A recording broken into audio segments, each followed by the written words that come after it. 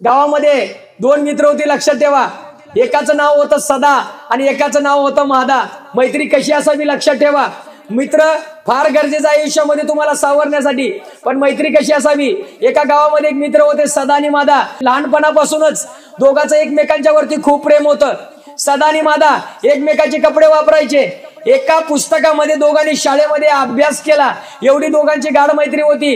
याला लागलं तर त्याला दुःख व्हायचं, त्याला लागलं तर याला दुःख व्हायचं, इतकी गाढ मैत्री होती. हळूहळू दोघे मोठं झालं. लक्षात ठेवा, मादा शाळेमध्ये हुशार होता, मादा बाहेर जायला निघाला, परंतु सदा गंड होता. मादा सदासाठी गावातच थांबला. म्हणला आपली मैत्री तुटाय नको, तू जे करशील तेच मी करणार. दोघांचं एकमेकावरती जीवापाड प्रेम होतं. सदानं पुढचं शिक्षण सोडलं, मादासाठी गावातच थांबला. गावातले सर्व लोकांना आश्चर्य वाटायचं, त्याच्या गोष्टीची उदाहरण द्यायची त्यांच्या मैत्रीची लोक. सदा आणि मादा पुढे मोठी झाली. सदाचं लग्न केलं, मादानं लग्न झालं. सदा दोघं शेतीच करत होते, परंतु दोघांनी एक नियम केला. म्हणले आपली मैत्री आयुष्यात तुटाय नको. एक बैल सदानं घेतला, एक बैल महादानं घेतला. म्हणलं आयुष्यभर पैरा राहिला पाहिजे, आपली दोस्ती तुटता कामा नये. त्यांच्या बायका मुलांना सुद्धा आश्चर्य वाटायचं, खरंच आपल्या या नवऱ्याचं खरंच किती मित्रप्रेम आहे दोघांचं, त्यांना सुद्धा आश्चर्य वाटायचं. परंतु या सदा आणि महादाच्या प्रेमावर गावची बरीच लोक जळत पण होती. कवा यांच्यात भांडणं लागतेली, दोघं वाटच बघत होती. आणि तुम्हाला माहिती आहे, गावामध्ये भावाभावामध्ये जर भांडणं लावायचं असेल, एक सगळ्यात महत्वाचा क्षण असतो, ते म्हणजे इलेक्शन. गावकऱ्या लोकांनी संधी साधली. बरोबर इलेक्शनच्या टायमाला महादाला एका पार्टीत उभा केला, सदाला एका पार्टीत उभा केला. दोघांच्या मध्ये भांडणं लागली. सुरुवातीला किरकोळ किरकोळ कुरबुर असणारी, जसं जसं इलेक्शन जवळ येऊ लागलं, दोघांच्या मध्ये वाद चालू झाला. आणि एक दिवस दोघं आमने सामने आले. दोघांचं एकामेकांच्या वरती भांडण झालं, शिव्याचा भडीमार केला आणि सांगितलं आजपासून तुझी माझी मैत्री तुटली. त्यानं पण सांगितलं आजपासून तुझी माझी मैत्री तुटली. सदा घरी आला, बायकोला सांगितलं, बायको रागावली. म्हणली तुमच्या आयुष्यभर मैत्री करणारा मित्र होता, त्याला तुम्ही तोडायला नको होतं. तो सदा म्हणला तुझं नॉलेज चुलीपुरतं ठेव, आता मला तू काही सांगू नको, मला चांगलं कळतं काय करायचं ते. शेम महादाच्या घरात पण तसंच झालं. महादाची बायको रागावली, तुम्हाला काही कळतं का म्हणले. छोट्याशा राजकारणासाठी तुम्ही तुमच्या जीवलग मित्राशी भांडण केलं. इलेक्शन पुरतं सोडा, इलेक्शन झाल्यावर तरी किमान एक व्हा. पण महादा म्हणला तुझं नॉलेज तुझ्या पुरतं, मला सांगू नको. त्यानं मला असं बोलायला नको होतं. इलेक्शन झालं, महादाचं पण घरातलं पैसा सगळं संपलं होतं, सदाचं पण पैसा गावकऱ्यांनी संपवलं होतं. दोघं पण बऱ्यापैकी कंगाल झालेली होती. गावची लोक जिकडं तिकडं इलेक्शन झाल्यावर कामाला लागली. दोघांच्या मध्ये आबोला होता, यायचं एकत्र कोणी, काय करायचं. दोघांना मित्राच्या मध्ये ओढ होती, पण करायचं काय करायचं. एक दिवस गावात भांडणं लावणारी रोज त्यांना भेटत होती. बरं झालंच त्या सध्यापासून लांब गेलास, ती हायची एकदम बाराचं, तुझी किंमत त्याला कळाली नाही. तसं महादाला पण जाऊन सांगायची ती एकदम बाराचं आहे, त्याच्या नादाला लागू नको. आता काही जरी केला दुसरा बैल घे, आयुष्यात या संघ पैरा करायचा नाही. यांचं भांडण लावायचं चालूच होतं. एक दिवस सदाच्या घरातली लाईट गेलेली होती, लाईट कट करायला येणार होते.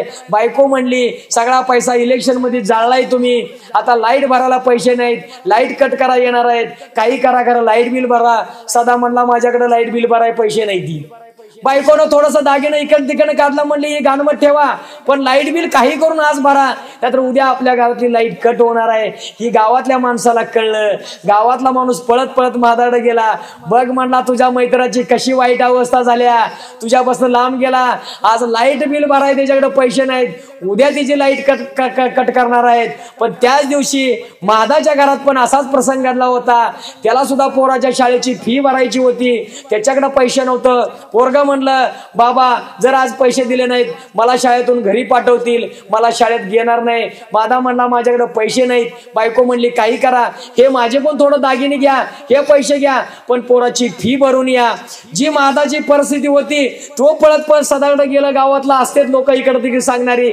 बघ म्हणला कसं झालं तुझ्या त्या महाद्याचं, तुला त्यानं दुस्ती तुडली, पाक कंगाल झाले. आज त्याच्या शाळेतलं फी भरायला पैसे नाहीत.